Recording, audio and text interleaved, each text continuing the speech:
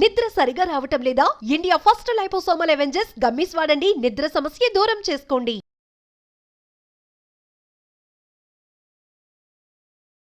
నమస్తే విజయ పెద్దన గారు. నమస్తే ఉషా. న్యూస్ ఛానల్స్ ఓపెన్ చేసిన లేదంటే యూట్యూబ్ ఛానల్స్ మనం ఓపెన్ చేసిన మన కళ్ళకి కట్టినట్టు కొన్ని కనిపిస్తూ ఉంటుంటాయి. భర్త అడ్డంగా దొరికిపోయాడని భార్య లైవ్లో చూపించడం తన్నటాలు, లేదు అంటే కొన్ని స్టేటస్లు చూసిన. అసలు సోషల్ మీడియా ఎలా అయిపోయిందంటే ఒక ఇన్ఫర్మేషన్ కంటెంట్ నుంచి ఒక అట్రాక్షన్ కంటెంట్ వైపు, లేదంటే ఇదేదో చూడాలి అన్న క్యూరియాసిటీ క్రియేట్ చేసేలాగా చేస్తున్నారేమో అని అనిపిస్తుంది.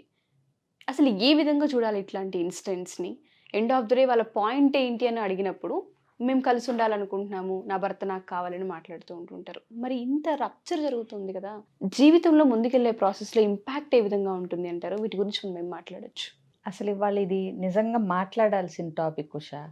ఎందుకంటే భార్యాభర్తలు అన్నాక పోనీ ఇన్ఫ్యాక్ట్ ఆ మ్యాటర్కి ఏ రిలేషన్షిప్లో అయినా, సో మనం ఇప్పుడు భార్యాభర్తల గురించి మాట్లాడుతున్నాం కాబట్టి దీని వరకు చూసుకున్నా ఆర్గ్యుమెంట్స్ అవుతాయి. అసలు గొడవలు, చిన్న చిన్న అలకలు, పోట్లాటలు లేకుండా ఒక రిలేషన్షిప్, ఒక భార్యాభర్తల బంధం ఉంటుంది అంటే అది అంటే ఇక అతిశయోక్తి లేకపోతే నమ్మశక్యం కానీ తప్పితే అసలు అది అసాధ్యం. చిన్నదో పెద్దదో ఒక మాట అనుకోవటం లేకపోతే విమర్శించటం అసలు ఇవన్నీ కామన్. బట్ దీనిలో ఒక అండర్స్టాండింగ్ ఉంటుంది. అంటే ఎట్లా గొడవలు పడతారు జనరల్గా పడాలి అంటే, భార్యాభర్తలు ఇద్దరు ఒక టీము, సిచ్యువేషన్ ఒక టీము, దాన్ని ఎట్లా సాల్వ్ చేయాలి ఈ సమస్యని అనటంలో వీళ్ళకి భిన్నాభిప్రాయాలు ఉండొచ్చు, దాని గురించి మాట్లాడుకోవచ్చు, ఆర్గ్యూ చేసుకోవచ్చు. అంటే ఇక్కడ వీళ్ళిద్దరు అపోనెంట్స్ కాదు, ప్రాబ్లమ్ ఈజ్ ద అపోనెంట్ అని నేను చాలాసార్లు చెప్పాను. అర్థమైందా? ఇది ఒక రకం. ఇప్పుడు వీళ్ళకి ఈ మీడియాని అడ్డం పెట్టుకుని ఇప్పుడు ఎవరో నాకు ఒక వీడియో పంపించారు. దానిలో ఏంటంటే ఫైనల్గా అమ్మాయి ఏం చెప్పింది అంటే, నాకు నా భర్త కావాలంది. బట్ వీడియో అంతా మనం చూస్తే ఏంటంటే డిఫరెంట్గా, అంటే రెడ్ హ్యాండెడ్గా పట్టించి కొట్టేసి, అందరూ కలిపి కొట్టేసి, అతను చేసింది డెఫినెట్గా 100% తప్పే. బట్ నువ్వు కావాలనుకుంటున్నప్పుడు డీల్ చేయాల్సింది మీడియా ఎందుకు వచ్చింది మధ్యలో? ఇదొకటి. ఎవరికి ఏం ప్రూవ్ చేయాలనుకుంటున్నావు? ఇదొకటి. పోనీ ప్రూవ్ చేసి అతను వదిలించుకుందాం అనుకుంటున్నావా? లేదు, మళ్ళీ కావాలంటున్నావు. ఇప్పుడు ఇంత రచ్చ అయిపోయిన తర్వాత ఏ మొహం పెట్టుకుని అని అతను అనుకునే అవకాశాలు ఉంటాయి.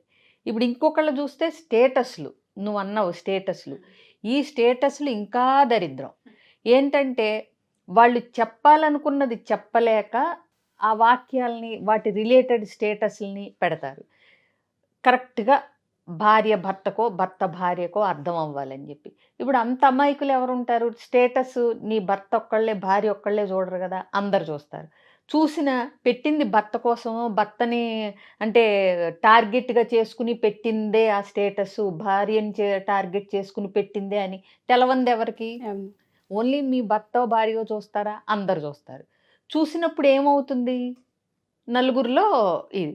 రేపొద్దున నువ్వు నీ భర్త కలుస్తారు. బట్ ఈ స్టేటస్ల ఎఫెక్టు, ఈ మీడియాల ఎఫెక్టు, ఈ వీడియోల ఎఫెక్టు, ఈ ఇన్స్టాగ్రామ్ రీల్స్ ఎఫెక్టు, ఇవన్నీ మీరిద్దరూ మర్చిపోతారా? ప్లస్ మీ ఇద్దరి మధ్య గొడవలు ఉంటే మీడియా ద్వారా పరిష్కరించుకోవటం ఏంటి? అయితే పెద్ద మనుషులతో పరిష్కరించుకోవాలి, తల్లిదండ్రులను పిలిచి పరిష్కరించుకోవాలి. అసలు ఫస్ట్ ఆఫ్ ఆల్ అన్నిటికంటే ఉత్తమం మీ ఇద్దరు కూర్చుని మాట్లాడుకోవాలి. కుదరకపోతే మాలాంటి వాళ్ళ దగ్గరికి రావాలి. అవునా? ఇది వదిలేసి ఇంకొకటి, ఇది ఒక రకం. ఇంకో రకం ఉంటారు, రోజు తన్నుకుంటూ అత్యద్భుతంగా అన్యోన్యంగా ఉన్నామని రీల్స్ పెడతా ఉంటారు. అది చూసి అసలు మన జీవితమే ఎలా ఏడ్చింది, అసలు అప్పారావు గారు, సుబ్బాయమ్మ గారు శుభ్రంగా కలిసి ఉన్నారు, లేకపోతే ఎక్స్ వై శుభ్రంగా బాగున్నారు, మన జీవితమే ఇలా తగలబడింది అని బాధతో లేకపోతే ఇబ్బంది పడుతూ ఇలాంటి వాళ్ళు ఇంత చేస్తే వాళ్ళని చూస్తే వాళ్ళ జీవితం ఏమో అంత అత్యద్భుతంగా ఉండదు. మీడియాలో అలా ప్రొజెక్ట్ చేస్తారు వాళ్ళు. అంటే ఏంటి, ఇన్స్టాగ్రామ్, అదేంటి ఫేస్బుక్ల్లో కానీ, వాళ్ళు వెళ్ళిన ప్లేసెస్ కానీ, వాళ్ళ బర్త్డేలకు విషెస్ కానీ, ఏదో అంటే చాలా అందంగా అన్యోన్యంగా అద్భుతంగా ఉన్నాం మేమని మీడియాలో ప్రొజెక్ట్ చేస్తారు. ఇది అనవసరమే, అది అనవసరమే. ఇప్పుడు మీరిద్దరూ హ్యాపీగా ఉన్నారు, ఇది అసలు ఒక 100 మందికి, 1000 మందికి, 1,00,000 మందికి తెలవాల్సిన అవసరం ఏముంది? నిజంగా నువ్వు మెచ్యూర్డ్గా ఆలోచిస్తే నీ లైఫ్ నీది, నువ్వు మలేషియా వెళ్తే ఏంటి, సింగపూర్ వెళ్తే ఏంటి, ఎక్కడికి వెళ్తే ఏంటి, ఓకే 1-2 పెట్టుకోవటం సరదాగా ఉండటం తప్పని నేను అంటలేదు. బట్ పెట్టుకున్న వాళ్ళు సరే పెట్టుకున్నారు, తన్నుకున్న వాళ్ళు సరే తన్నుకున్నారు. వీటి వల్ల పక్క వాళ్ళకి మీ జీవితాల్లో ఏమవుతుంది అనే క్యూరియాసిటీని ఎందుకు క్రియేట్ క్రియేట్ ఎందుకు? చేస్తున్నారు? రేపొద్దున పాజిటివ్గా ఇన్ఫ్లుయెన్స్ అయ్యే వాళ్ళు ఉంటారు, నెగిటివ్గా ఇన్ఫ్లుయెన్స్ అయ్యే వాళ్ళు ఉంటారు. ఇప్పుడు ఎవరైతే ఇప్పుడు భార్య తన్నిందో దాన్ని సపోర్ట్ చేసే వాళ్ళు ఉంటారు, ఎందుకు ఇలాగా అనుకునే వాళ్ళు ఉంటారు. అసలు వేరే వాళ్ళు ఏమనుకోవాలి మీ జీవితాల గురించి? మీకు ఉండాలి కదా క్లారిటీ, అవునా? మన జీవితంలో మనకున్న ఇబ్బందులు ఏంటి, మనం వాటిని ఎట్లా పరిష్కరించుకోవాలి, మనం ఏం చేయాలి, ఏం చేస్తే మేము కలిసి ఉండగలుగుతాం అనే ఆలోచన. వీళ్ళని ఎవరిని కదిలించు, మాకు విడిపోవాలని లేదు, మేము కలిసి ఉండాలనుకుంటున్నాం అంటారు. అంటే కలిసి ఉండాలని ఇంటెన్షన్ ఉన్న విధంగా నువ్వు బిహేవ్ చేస్తున్నావా? అది ఎక్కడా అది ఎక్కడా కనిపించదు. కనపడదు. ఇవన్నీ మర్చిపోయి మళ్ళీ ఎలా కలిసి ఉంటారు? ఈ స్టేటస్లు ఇవన్నీ అవన్నీ అంటే గుచ్చటం, హర్ట్ చేయటం ఇవే కదా, అవునా? స్టేటస్ అన్న ఒక రకం, తీసేస్తే 4 రోజులకు మర్చిపోతారు. ఇప్పుడు నలుగురు ముందు కొట్టి, నలుగురు ముందు అవమానించి, నలుగురు ముందల సంసారాన్ని అంతా బయటేసుకుని మళ్ళీ మన ప్యాచప్ అని అనుకోవాలంటే స్విచ్లు వేసినట్టు ఫీలింగ్స్ మారవు కదా భార్యకైనా భర్తకైనా. సో కొద్దిగా ఇంపల్సివ్నెస్. ఇంకొకటి, నువ్వు వద్దనుకున్నావా సరే నువ్వు ఏదన్నా చెయ్యి, ఎగ్జాంపుల్గా నిలబడు. అంటే for example extra marital affair ఉన్న భర్తని రెడ్ హ్యాండెడ్గా పట్టించి నువ్వు వద్దనుకున్నావు అనుకో, ఓకే అలాంటి వాళ్ళకి ఏంటంటే బుద్ధి ఓకే చెప్పేలాగా బుద్ధి చెయ్యొచ్చు. చెప్పేలాగా చేయొచ్చు. బట్ నువ్వు కలిసి ఉండాలని ఇంటెన్షన్ ఉన్నప్పుడు రచ్చరచ్చ చేసుకుని కాదు నాకు కావాలి అని అంటే రెండిటికి అలైన్మెంట్ ఉండట్లేదు. అంటే నీ ఉద్దేశానికి నీ ప్రవర్తనకి పొంతన ఉండాలి కదా. ఏ విషయానికైనా ఉషా, ఇప్పుడు కట్టాలంటే ఒకలాగా చేయాలి, పడగొట్టాలంటే ఒకలాగా చేయాలి. నువ్వు పడగొట్టేవన్నీ చేసి నేను కడుతున్నాను, బిల్డ్ చేస్తున్నాను, రిలేషన్షిప్ బిల్డ్ చేసుకుంటాను అంటే ఎట్లా? సో అందుకని మీడియాని వాడుకోవటంలో కూడా ఒక విజ్ఞత ఉండాలి. మీడియాని వాడుకోవచ్చు, సోషల్ మీడియాలో ఫొటోస్ పెట్టుకోవచ్చు, ఎంజాయ్ చేయొచ్చు, దానికి ఓ లిమిట్ ఉండాలి. అలాగే సోషల్ మీడియాలో అన్యాయాన్ని ఎదిరించవచ్చు, మాట్లాడొచ్చు, నీకు జరిగిన దాన్ని ఎక్స్పోజ్ చేయొచ్చు.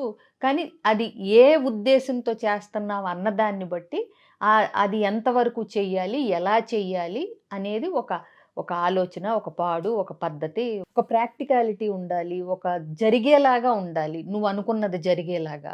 ఏ రిలేషన్ అయినా సరే వైఫ్ అండ్ హస్బెండ్ ఎక్కువగా మనం చూస్తూ ఉన్నాం కాబట్టి కలిసి ఉండాలి అన్న భావన నిజంగా మనసులో ఉండుంటే అయితే పేరెంట్స్ హెల్ప్ లేదా స్టేషన్స్, న్యాయస్థానాలు న్యాయం ఉంటూ ఉంటుంది. అటువైపుగా వెళ్ళి సార్ట్ అవుట్ చేసుకునే అవకాశం చాలా ఎక్కువగా ఉంటుంది. లేదు ఎక్స్ట్రా మ్యారిటల్ అఫేర్ ఇది చాలా పెద్ద తప్పు, ఇంకా నేను ఉండాలనుకోవట్లేదు అనుకున్నప్పుడు నువ్వు 10 మందికి ఇన్స్పిరేషన్ అయ్యేలా ఇలాంటివి అరికట్టొచ్చు. మనం ఈ విధంగా బుద్ధి చెప్పేలా మీడియాని వాడొచ్చు. కానీ జనాలకు ఒక క్యూరియాసిటీని కల్పించేసి, అటు యూట్యూబ్ ఛానల్స్లో చూసుకున్న చాలామంది యూట్యూబర్స్ చేసే పని కూడా ఇలాగే ఉంటూ ఉంటుంది. పర్సనల్ లైఫ్ అంతా పెట్టేస్తూ ఉంటుంటారు తీసుకొచ్చి, కామెంట్స్ ఏదైనా పెడితే మళ్ళీ ఒప్పుకోరు వాటికి. ఇప్పుడు పర్సనల్ లైఫ్ని నువ్వు బట్టబయలు చేసుకుని అందరికీ పుస్తకం తెరిచేశాక ఎవరిష్టం వచ్చిన కామెంట్ వాళ్ళు చేస్తారు. అది పబ్లిక్ ప్లాట్ఫామ్. మళ్ళీ నువ్వు ట్రోలింగ్కి గురవుతున్నాను, నెగిటివ్ కామెంట్స్ వస్తున్నాయి, ఇవన్నీ అనటానికి ఇంకా ఛాన్స్ లేదు. బికాస్ నువ్వే బహిరంగంగా అన్ని పరిచేసావు జీవితాన్ని. సో ఒక గుట్టు, ఒక మట్టు, ఒక అంటే బెట్టు అన్నీ ఉంచుకుని ఎలా సాల్వ్ చేసుకుని కలిసి ఉండాలి అనుకుంటే అది వేరే రకం. భర్త పెట్టే అదేంటి పోస్టులు భర్త పెట్టి, భార్య పెట్టే పోస్టులు భార్య పెట్టి, ఇద్దరూ కలిసి జనాలకు ఎంటర్టైన్మెంట్ ఇచ్చి కానీ మేము కలిసి ఉంటామంటే మీరు అన్నట్టుగానే రప్చర్ చేసుకుని రేపటి రోజున ప్యాచ్ అవ్వాలన్నప్పుడు వీటి ఇంపాక్ట్ పిల్లల పైన. ఎగ్జాక్ట్లీ. ఇంకొకటి, ఇప్పుడు తప్పకో మనసొప్పకో వేరే దారి లేకో కలిసి ఉండటం వేరు. నిజంగా మనస్పర్ధల్ని తుడిచేసి ఫ్రెష్గా ఇద్దరు ఏమన్నా మిస్టేక్స్ చేస్తే అవి ఏంటో తెలుసుకుని మళ్ళీ రిపీట్ అవ్వకుండా మేమిద్దరం కలిసి ఉంటాం చక్కగా, మాకు ఒకళ్ళకి మీద ఒకళ్ళకి ప్రేమ ఉంది, తప్పులు జరిగినాయి తెలియకో చేసాము, వాటిని ఎలా కరెక్ట్ చేసుకుని ముందుకెళ్ళాలి అని ప్రేమతో, రెస్పెక్ట్తో, కమిట్మెంట్తో, ట్రస్ట్తో ముందుకెళ్ళటం అది వేరు. దానికి ఈ బహిరంగపరచటాలు, బట్టబయలు చేసుకోవటాలు, ప్రూఫ్లు ఇవన్నీ అవసరంలా. సంసారాలు చేసుకోవటానికి, చక్కగా కలిసి ఉండటానికి ప్రూఫ్లు ఏం అక్కర్లేదు. విడిపోవటానికి, విడగొట్టుకోవటానికి వీటికి మనకు Prove చేసుకోవడానికి proofs అనేవి అవసరం. కావాలి. ఎందుకంటే లీగల్గా నీకు డొమెస్టిక్ వైలెన్స్ ఉందా, నువ్వు ప్రూఫ్ చూపించాలి కోర్టుకి. అవునా? మీ ఇద్దరికీ తెలిసినప్పుడు ఎవరి మనస్సాక్షి వాళ్ళకు ఉంటుంది. At the end of the day Usha, ఒప్పుకున్నా ఒప్పుకోపోయినా. True. అవునా? కలిసి ఉండటానికి మీ ఇద్దరు అండర్స్టాండింగ్, మీ ఇద్దరు అభిప్రాయాలు ముఖ్యంగానే అప్పుడు ప్రూఫ్ లక్కర్లా. నీదే తప్పు, నేను రైటు, మనం కలిసి ఉండాలంటే నువ్వు మారు. వీటికి కూడా ఈ మధ్య ఇదొకటి, అందరూ రికార్డింగ్స్ పెట్టుకుంటున్నారు గొడవలైనప్పుడు. సో ఎందుకంటే రెండో వాళ్ళు ఒప్పుకోరు. నువ్వు గొడవ పడరావు, అనవసరంగా నాతో ఆర్గ్యూ చేస్తున్నావు, దీనికే ఇంట్లో మాట్లాడి, నేను ఎప్పుడు చేశాను అంటారు ఒకళ్ళు మూర్ఖంగా. లేకపోతే ఎందుకైనా కానీ ఇది కూడా మంచో చెడుకో ఇవి కూడా రికార్డ్ చేసుకుంటున్నారు. మీడియా అనేది అదే అంటుంది. ఇప్పుడు నిప్పు రవ్వని మనం వంట వండటానికి వాడుకోవచ్చు, ఇల్లు కాలటానికి వాడుకోవచ్చు. ఎలా వాడుకుంటారు అనేది మన విజ్ఞతను బట్టి ఉంటుంది. ఎగ్జాక్ట్లీ అది. ట్రూ.